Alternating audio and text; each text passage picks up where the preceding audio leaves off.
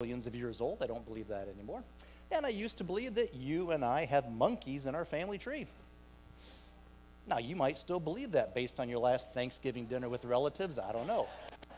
But I don't believe that anymore. I don't believe that we're descended from monkeys, which is our topic for today, evolution. I believe that God made us special in his image, apart, completely apart and different from the apes and the other primates. Oh, I used to also believe that wearing neon green shirts with hot pink swim trunks and Napoleon Dynamite hair was cool. That was me back in 1991. Don't you praise God that we're able to change our beliefs? All of you who just applauded, my wife applauded the loudest on that one. She's really glad that I changed my beliefs on that. So the point is, I've done a lot of research on these topics. I've spent literally thousands of hours by now studying topics like evolution, the age of the earth, all this stuff about how the Bible and science agree. I've written 3 books on the topics. And after studying, or after not spending that much time, but after studying a little bit, I changed my beliefs. I went from old earth to young earth after studying. I went from believing in evolution to not believing in evolution after studying. How about that? I actually didn't go to college and lose my faith. I went to college and actually became a stronger Christian who went from being, maybe evolution is true, to there's no way it could be true. Once I was in college, I did some more studying on this. So I don't think ignorance is a fair stereotype to give all of us who believe these things. One more stereotype. Hey, you Christians who believe in the Bible, you're just anti-science, right? You hate science. Well, there's some scientists up there who are Christians. Maybe you've heard of a couple of them. We have Galileo, he was a Christian. Copernicus, Descartes, Mendel, Louis Pasteur, some lightweights like that, right? They were Christians and obviously scientists. And those are just some of the famous ones. The truth is there are thousands of scientists around the world today who believe the Bible, who don't believe in evolution, or at least who have serious questions about evolution, who don't fully buy into it. We have at least one in this room right now who is a scientist who does not believe the things that supposedly all scientists believe, right? Here's the example right here I already mentioned about the subject she's taught. Did you know that when Virginia was in high school, just an example of one scientist right here, when she was in high school, she took AP biology. That is college level biology. Most high schoolers can't take it. I sure couldn't take it. I took biology for dummies when I was in high school. But she took college biology.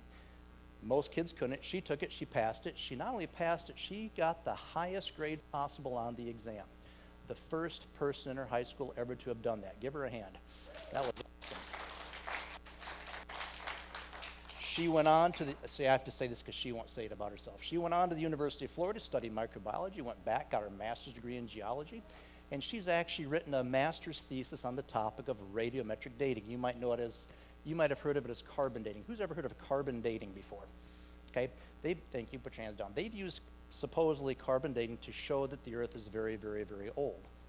No, she's actually done a master's thesis on this using potassium-argon radiometric isotopic dating. I'll say that again, potassium-argon radiometric isotopic dating. You know what that is, right? No, neither do I. But she's written a paper on it.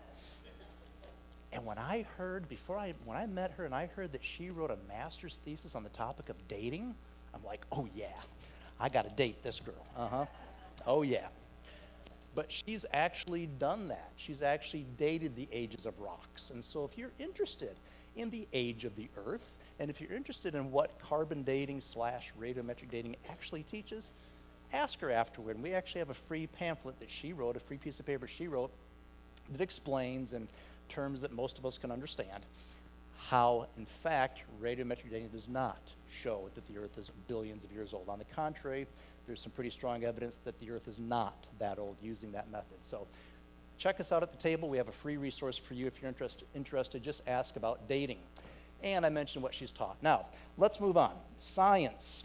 For this topic, we need to make sure we understand what science is. Because if we understand what science is, it's going to make this whole topic of evolution a whole lot clearer in our minds. In order for something to be a scientific fact, it must be 2 things. It must be observable, and it must be repeatable. Everybody say after me, observable. Say that next word. Say that one more time. I see what you did there. Okay. must be observable and repeatable. So I use this method. When I teach this to youth groups, I'll often have 3 water bottles sitting up here on the table, and I'll say, who can flip? I don't think anybody in this room, teenagers, right? I don't think any of you can flip a water bottle more than once. Who wants to test my hypothesis? And like 10 hands go up, right? Just like that, right? Bunch of, yes, we see 3 people in the back who want to test that. Now, we'll do that maybe some other time. I don't have the water bottles. I'm sorry, you can put your hands down. But if we ever do this for your youth group sometime, I'll make sure we do that for you girls, okay? But I'll say, who wants what?